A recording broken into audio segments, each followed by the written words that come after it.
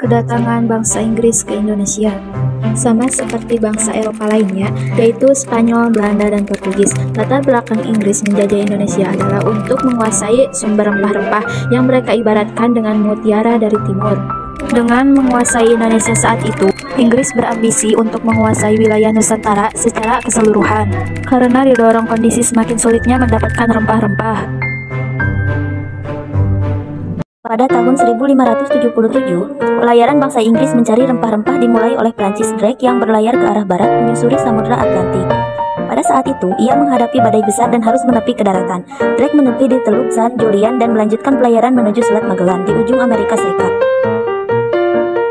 Tahun 1579, Drake menyeberangi Samudra Pasifik hingga sampai di perairan Filipina. Dari Filipina, Drake melanjutkan pelayaran memasuki perairan Filipina dan berhasil berlabuh di Ternate, Maluku. Setelah mendapatkan rempah-rempah, Drake dan rombongannya kembali ke Inggris.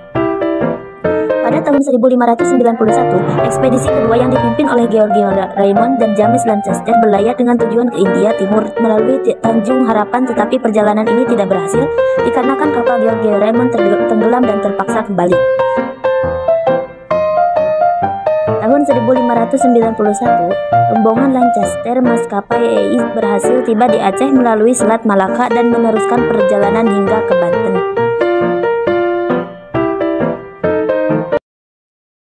Sejarah penjajahan Inggris di Indonesia. Tahun 1803 Masehi, Perang Napoleon berkobar di Eropa untuk menggulingkan tatanan monarki lama dan menyebarkan prinsip revolusi Prancis di Eropa.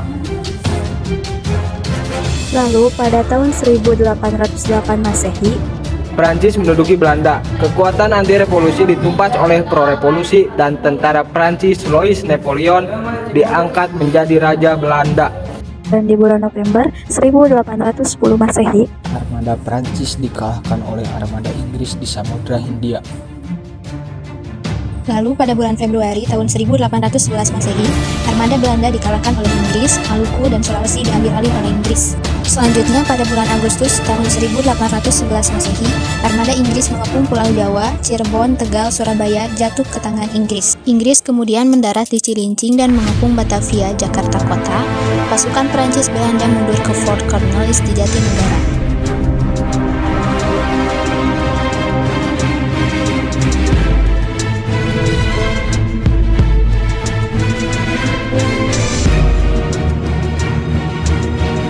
Lalu pada bulan Agustus tahun 1811, pertahanan Fort Cornwallis Jatinegara berhasil ditembus pasukan Inggris. Gubernur Jenderal Prancis Belanda, H.W. Johnson, kabur ke Buitenzorg, Bogor. Yang kita lihat sekarang adalah pemerintahan 5 tahun Inggris maupun masa penjajahan Inggris di Indonesia.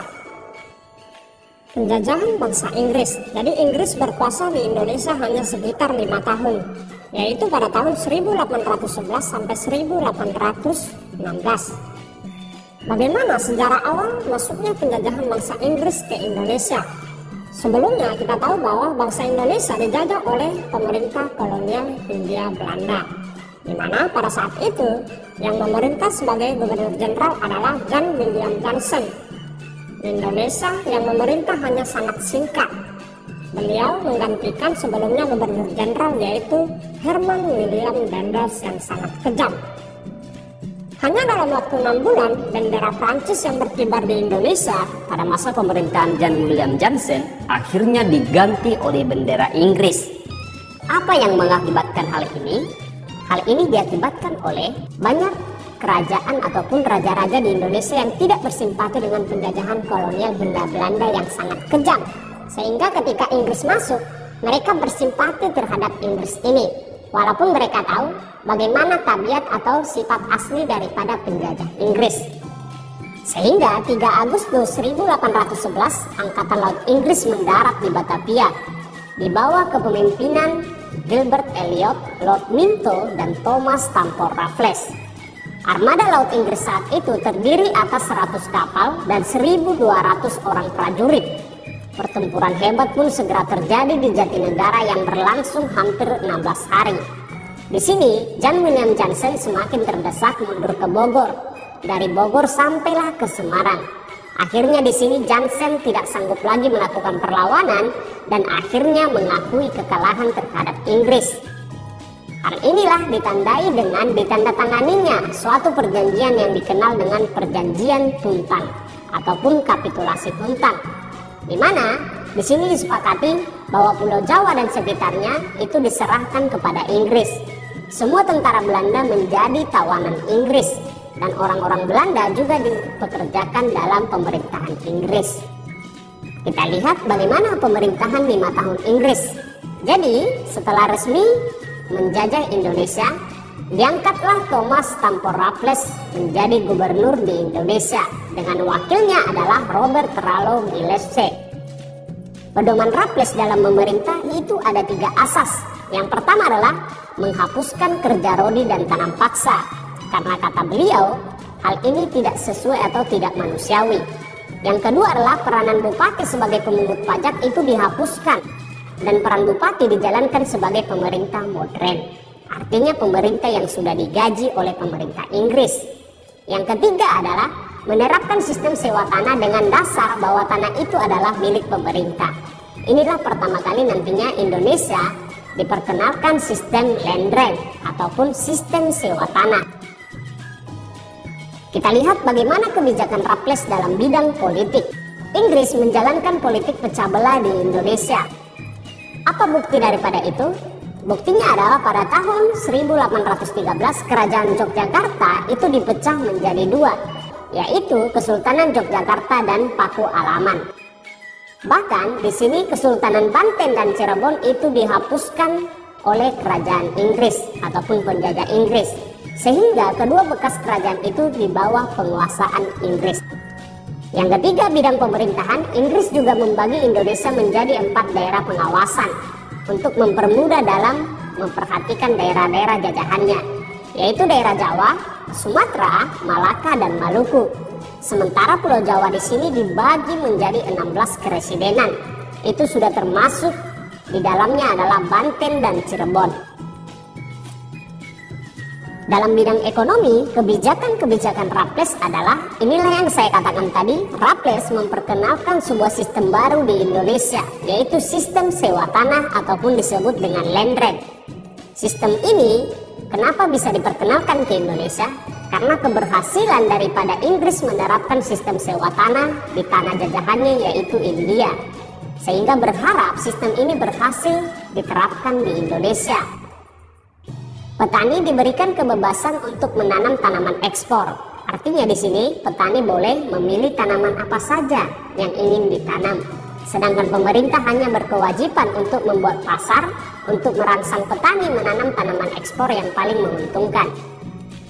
Yang ketiga adalah penghapusan pajak hasil bumi ataupun yang pernah kita dengar pada masa zaman VOC, yaitu kontingenten maupun penyerahan wajib yang pernah dilaksanakan oleh penjajah Belanda yang sangat memberatkan rakyat Indonesia. Jadi secara ekonomi kita bisa lihat bagaimana Inggris memberikan kemudahan, tapi nantinya praktik di lapangannya sangat berbeda. Yang menjadi pertanyaan, mengapa sistem land rent ataupun sistem sewa tanah ini gagal? Ini yang menjadi pertanyaan kita, sedangkan Inggris berhasil melaksanakannya di India. Jadi banyak hal yang menyebabkan Raffles gagal melaksanakan yang namanya sistem land rent ini. Salah satunya adalah pemerintah kesulitan menentukan beban pajak kepada setiap petani. Karena dalam menentukan pajak perlu yang namanya survei yang tepat. Hal lainnya juga, petani Indonesia lebih suka menanam padi dan palawija. Karena mereka lebih suka menanam untuk kepentingan makan, bukan untuk kepentingan berdagang untuk mencari kekayaan. Hal lainnya adalah Raffles gagal dalam membatasi peranan bupati yang terlalu besar. Jadi dari dulu bupati sudah memainkan peranan besar maupun korupsi secara besar-besaran. Dalam bidang ilmu pengetahuan, inilah yang paling menarik dari seluruh kegiatan Raffles di Indonesia maupun penjajahan Inggris di Indonesia. Tentu kamu pernah mendengar yang namanya Kebun Raya Bogor, bukan? Yang kedua adalah bunga Rafflesia arnoldi, di mana bunga bangkai ini diambil dari nama Gubernur Jenderal Inggris pada saat itu, yaitu Raffles. Jadi, salah satu peninggalannya yang satu lagi adalah dia mengarang buku yang berjudul The History of Java. Buku ini diterbitkan dalam 3 bahasa. Tentu dari sini kita tahu bahwa Raffles adalah orang yang menyukai ilmu pengetahuan. Dia mendukung juga yang namanya Batavia Genootschap, sebuah perkumpulan kebudayaan dan ilmu pengetahuan yang ada di Jawa. Jadi Raffles ini adalah orang yang sangat mengembangkan yang namanya ilmu-ilmu pengetahuan, baik itu tumbuh-tumbuhan maupun menulis buku-buku yang berkaitan dengan sejarah. Hingga tiba saatnya nanti penjajahan Inggris berakhir di Indonesia. Raffles sendiri digantikan oleh yang namanya John Tyndall, di mana akhirnya Tyndall sendiri tidak lama berkuasa di Indonesia karena Inggris harus keluar dari Indonesia akibat adanya Konvensi London, di mana Indonesia diserahkan kepada Belanda.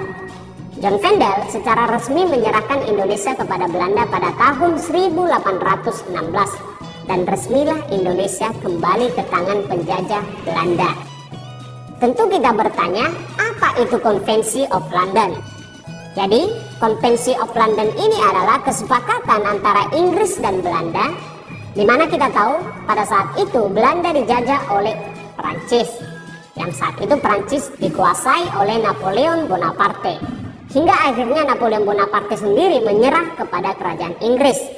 Akhirnya, disinilah Belanda berhasil melepaskan diri dari Prancis. Akhirnya pertemuan antara Raja Inggris dengan Raja Belanda menghasilkan Konvensi of London, di mana Inggris menyerahkan semua bekas wilayah jajahan Belanda dan diserahkan kepada Belanda yang telah diduduki oleh Inggris, termasuk itu Indonesia. Itulah mengapa resmilah Indonesia kembali ke tangan jajahan Belanda.